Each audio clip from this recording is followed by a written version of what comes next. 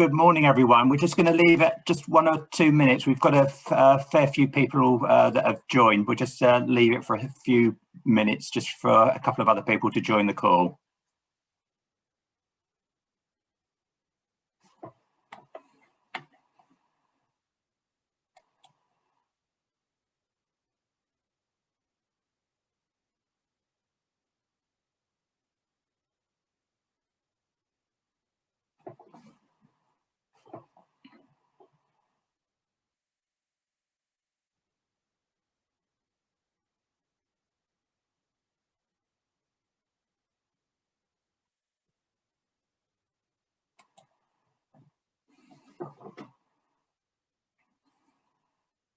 Okay, I think we'll make a start now. So thanks very much for joining this webinar. It's a series of webinars that the Growth Platform have put on to help support small, medium-sized enterprises in the Liverpool City region that are wanting to work in the health, life science arena. And sort of today's webinar is going to sort of emphasize the support that's available from the Innovation Agency, but also more specialist support that can be provided by the Liverpool School of Tropical Medicines. So if you're in the area of infectious disease products and that's something that is of interest to you and that you want to sort of explore the possibilities. So the Growth Platform provides business support on a sort of general level and sort of can offer guidance around funding and other activities for you.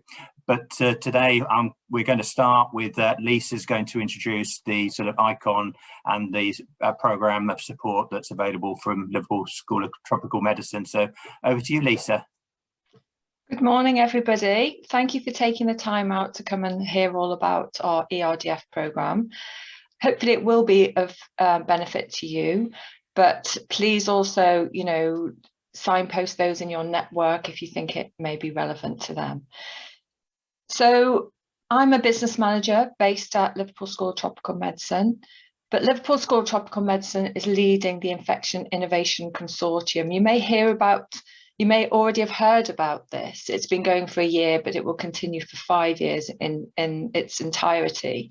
So it's a public-private sector consortium that's coming together to really de-risk and speed up the time it takes to get products to market. And the ERDF programme, our European funded programme, is a component of that that's focused on small and medium-sized enterprise, but the same ethos. It's all about supporting you to get products to market. So we put the next slide, Gemma. So the title of our programme is Formulated Materials for Infectious Disease Prevention. It's quite a broad remit. I don't want you to be put off by that title. It's really about using our expertise at the School of Tropical Medicine and the University of Liverpool around the infectious disease space to benefit companies.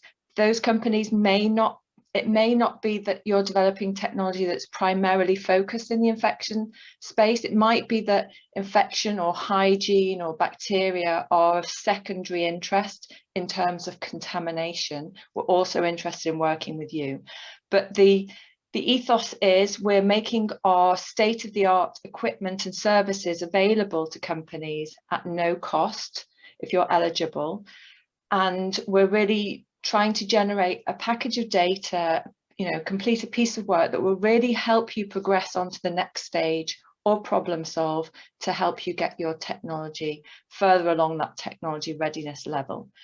So the objectives are about supporting local small and medium-sized enterprises. Our remit is within the Merseyside geography. We offer technical support to solve your problems and to generate data and to support you in introducing new products to market and creating jobs. What I would say is that, it is no cost to you. It's a grant support program, but companies really are, in some cases, benefiting by up to £10,000 worth of support if you were to pay for it directly. Next slide, please, Gemma. So the way we're delivering this support is through access to 3 specific workspaces. Workspace 1 is a microbiology lab. So that's sort of classic, you know, understanding how bacteria or microorganisms respond to your technology. So we can do sort of standard tests like surface and suspension tests, or we can design bespoke experiments to really understand how your technology is performing. Workspace 2 is the Open Innovation Hub at the University of Liverpool. So they have really high-tech equipment that can interrogate surfaces at the molecular level. So if you want to visualize what's happening using microscopy, or they use spectroscopy to understand at a chemical level what's happening. So companies have used that if they have maybe a slow release formulation and want to understand what's happening over time, or if they want to visualize how treating a technology with an antibacterial formulation may affect the quality of their material. So that's the kind of work that's happening in there. Workspace 3 is all about diagnostics. So I think everybody in the whole world understands the importance of diagnostics now and quite familiar with using them. So we're opening up that expertise to companies that maybe are developing novel diagnostic technologies or developing tests, or they maybe want some support in introducing diagnostics into their company, and we can support that sort of training and adoption step as well. Next slide, Gemma. So this is an example of one of the companies we've worked with. This is probably what would typically come into mind when we mentioned the title. So this is an antibacterial, antimicrobial formulation company, Amdel Medical. So they came and they wanted to evaluate a new formulation and its performance on surfaces over a period of time. What's particularly unique about our expertise is our library of microorganisms. So in addition to standard tests that the company may be able to access elsewhere, they're able to test against multi-drug resistant strains, which gives that extra sort of benefit on the claims side of things. Next slide, Gemma. This is another company. So this really illustrates the breadth of companies and sectors we can work with. We're not just focused on health and life sciences. This company is an engineering company, and they approached us. They were interested in developing an automated sewage sampling system. And we were able, through the ERDF support, to evaluate that through the Liverpool School of Tropical Medicine. And we were able to demonstrate that, yes, their engineering technology performs as they expected in sampling sewage at an automated time period. But we were also able to demonstrate that we could pick up specific molecular targets. In this case, we were looking at RNA that was indicative of the presence of infection. So you can appreciate that that's really of value. The hypothesis was to be able to detect maybe COVID at a population level in sewage, but we've since gone on, this consortium's gone on to secure in excess of £1 million through grant funding to look at surveillance of antimicrobial resistance in the population. Is there another slide, Gemma? No. So before we move on to Andy, just to summarise, the take-home message is we're very much open to detailed discussions if you think we might be able to solve a problem or use our capabilities to evaluate your technology. It's not just about health and life sciences, it's as broad as you could possibly imagine. Engineering, maybe food manufacturing, anybody that's interested in bugs, whether that's a primary focus of their technology or a secondary consideration, such as manufacturing or hygiene surveillance in a business. Thank you. I'll hand over to Andy.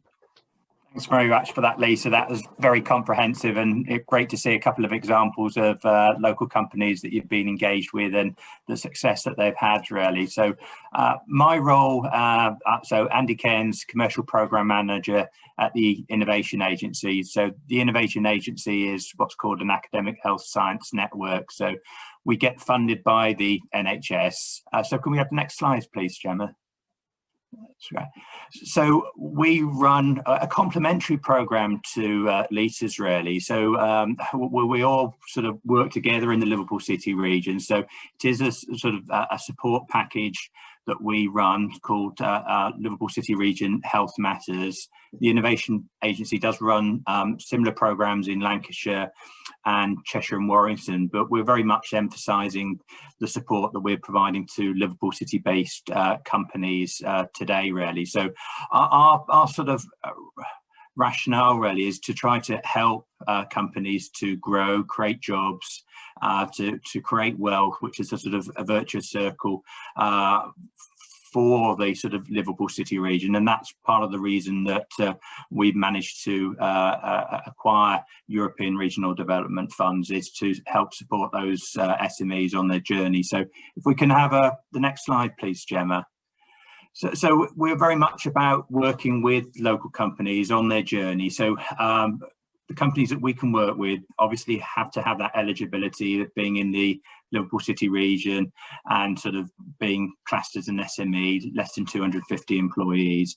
But we very much want to work with companies so it can be from the idea stage through to companies that have a commercial product that want to be in the life science area. So because we are funded by the NHS, there are 1.5 million people there that work in the NHS. So it's a large organisation that has many facets to that, and some of those will be about antimicrobial resistance, COVID, PPE equipment. So those are all things that link in from the previous programme that obviously have practical applications and use in the NHS, the health system and social care side of things. So we also touch in that area as well. Can we have the next slide, please? So these are some of the sort of specific areas that we can help support companies on their journey. So our main one, we are called an AHSN, but our strength is in that networking, the ability to be able to connect into the NHS itself. So within the Liverpool City region, there are probably 900 organisations that have NHS on the door. So we can help to navigate that. We can't guarantee that we can get you to speak to the right person, but we can certainly help on that journey, and we can make those introductions, whether it's clinicians, patient groups, commissioners within the NHS. So it is around trying to find those strategic connections, and that's something that we can help with on that. We can help with your product positioning and the value proposition. So the NHS doesn't like to be sold to, so it's about building relationships. So I think sort of Lisa mentioned some of the sort of monetary value. So ours is a sort of business support on an ERDF funding basis. It would sort of equate to sort of, I don't know, £1,000 or £2,000 that we would do. But we also work with Liverpool John Moores University to help with that value proposition and that development of that real world validation. So it's understanding of being able to get that evidence and be able to work with yourselves, the university, to understand what data you might have, because the NHS is very resistant to change. It doesn't do change very well. It's risk averse. So you need that evidence case to move forward, really, to speak to clinicians to say, yes, this is where we can find that it actually works, it's successful, the return on investment, it's quicker, better, cheaper, safer. So these are things that we can practically help you with in developing your business case and that value proposition, and we can work with you on pitching, because there will be specific areas of people within the NHS that you need to sort of target. So clinicians will be different to the procurement team or the finance director, so they will be looking at different things from your offer that you're putting together. So it's understanding what that NHS landscape, navigating your way around that. So the NHS is going through a lot of change at the moment. So from next April, we will have an integrated care system covering Cheshire and Merseyside. So again, we're at a strategic level linked into those teams, and we can help to navigate and get you in front of the right people. We understand what the procurement and commissioning process is. So it's understanding whether you need to get on a supply framework, whether it's a procurement, category towers. Again, depending on what your product or service is, that we can help work with you and make those strategic introductions and connect you in to that. And one of the other things is developing your business case. So depending where you are on that journey, from sort of that initial ideas, protecting your IP, which probably may be something that's come out of the ICON program itself. So if this is sort of cutting edge research that you've done and you need to protect yourself. So we're not procurement or patent attorneys, but we can navigate and help support you on that particular journey. And again, if you're new to working with the NHS or social care sector, we can help refine your pitch, your presentation, really. So we do run some programs called Excel into Health. So we're planning to start some new programs towards the first quarter of next year, going into the second quarter. So again, some of these practical efforts and support that we can put together to help to navigate your way through the journey of working with the NHS and developing your product and your proposition. So again, a little bit on the real world validation. So if you were to actually commission Liverpool John Moores University to do a real world validation, it can be anything between sort of £20,000 and £40,000. So that's a sort of monetary value, no cost to you as an SME. It's picked up as part of the Liverpool City Region Health Matters programme. Again, we can't guarantee funding for you. We don't hold any pots of money ourselves, but we can help to support you on your journey to navigate for funding, whether it's grants. So the growth platform through the combined authority has run two future innovation funds. So there is a third one planned at some stage, will be next year when there's an announcement. But we can help with whether it's a catalyst, biomedical catalyst, Innovate UK, SBRI, Small Business Research Initiative. These are some of the things that the Innovation Agency helps to support SMEs with. We won't write your bids, but we'll happily sort of critique and provide support and feedback to you to provide sort of a better chance of success on the funding. So that's the sort of offer that the Health Matters programme can provide in conjunction with Liverpool John Moores University and the growth platform. So if there are sort of questions, please put them in the chat options there. So there's a few that have come in so far. So these are, if you're available to sort of pick up on one that's come in. One of them is, I'm already part of another ERDF programme. Can I sign up to more than one at once? Absolutely, you can, with the proviso that, you know, that our programme counts as de minimis support, as I'm sure Andy's does as well. And there is a threshold. Any company can't have more than €200,000 of support over a 2-year time period. So that's part of our registration process. We'll check that with you, providing you haven't exceeded that, and I doubt very much that you have. Absolutely, you can dip in and out of as many ERDF programs as you feel are relevant, you can benefit from.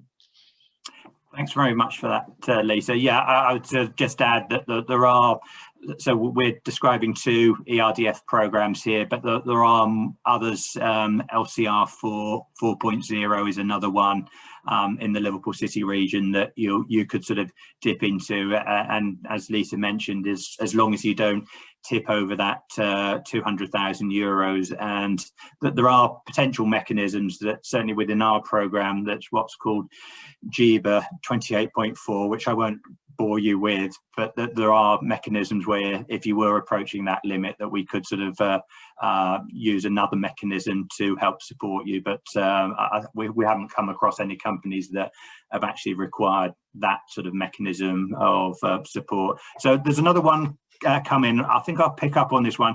I've never worked with the NHS before. How can I get involved? So the NHS is obviously a massive organisation, and that's one of the things that the Innovation Agency can help to navigate your way through engagement with the NHS. So depending on what your offer is, really, whether it's a product or a service, then it's always worth having a conversation with the Innovation Agency ourselves, that we can sort of sense check the idea to see whether there's an appetite. So one of the challenges of working with the NHS is that I think everyone knows that it's cash strapped, it's incredibly pressurized at the moment. So it does prioritize activity. And that's not to say that it won't look at things, but if you're meeting one of the specific demands that the NHS has, then you've got a greater opportunity of being able to engage and work with the NHS successfully. So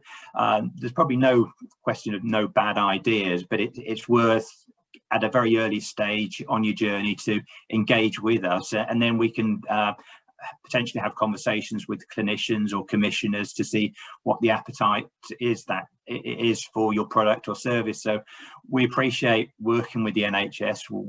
In another sort of presentation, I show a slide where it takes 17 years for a product to be fully adopted into the NHS. That was sort of robotic surgery. Hopefully not all products will take that long, but it can be a particular journey for companies. So I would say, yes, speak to the Innovation Agency if you have an idea or that you want to work with the NHS. So we're talking about specific areas today, but the NHS touches cybersecurity, parking, logistics, sustainability. These are all things that we can sort of help and assist with. Okay, maybe one for both of us. Lisa, if you want to have it, is there any future funding that I can apply for? We work hard with companies. Once we've completed the assist, we don't just cut ties. We work hard to to alert companies to whatever grant funding or other opportunities are available at the moment. So I'd say there are always opportunities. So whether that's within the School of Tropical Medicine and the university, there's often internal schemes, whether that's PhD or proof of concept funds. We've had a number of companies that have completed the ERDF support and have gone on to apply to Innovate UK. I've already talked about one case study where we were able to put a consortium together for a wider grant funded proposal. So yes, there's always funding available, and within the university we try and keep up to speed with opportunities, and we can signpost those to you. I think it's probably the same for you, Andy, isn't it? Yeah, very much so. I think it's worth sort of registering yourself with the sort of the Innovate UK. I think there is they have their own sort of portal with sort of funding opportunities. We do funding newsletters. I think we're not unique in that, so it would be worth signing up to that. So the AHSN network runs that, and other ones to sort of potentially sort of investigate is sort of charities that they do offer potentially smaller pots, but depending on what your company needs. So there are internships. Most of the universities, Liverpool University and Liverpool John Ward's University, do graduate placements in internships. So I think up to 140 hours of support, which is free of charge. If you've obviously got a meaningful piece of work, obviously the students in the university wants a sort of a challenge for the sort of whether it's undergraduates or masters or PhDs to work on sort of projects. So it works both ways, so that there is a sort of a bit of engagement time from the SME, but those are sort of offers that are available, not monetary values specifically, but they will be, they're not cashable items, but that's something that you can sort of dip into within our economic region. And I think the event today, hosted by the Growth Platform, illustrates that actually we are all connected up. We're all very much part of the same network, part of the same innovation family. So Growth Platform are very much at the centre of that. So they're really ideal we would refer you back to them for them to signpost you onto the next ERDF support or whatever is available specific to the region as well. Okay, one for you, Lisa. I'm not a health and life science company. Can I still be involved in this? Absolutely, and I think I emphasised that during my presentation. We are open to speaking to companies from any sector whatsoever that can benefit from our expertise. And we were quite surprised, actually, early doors. We've been speaking to water treatment companies and engineering companies. But yes, we're open to anybody, you know, manufacturers, anybody that can benefit from our expertise, our evaluation that will really give some important evidence for your sector and enable you to maybe sell more or move into a new growth area.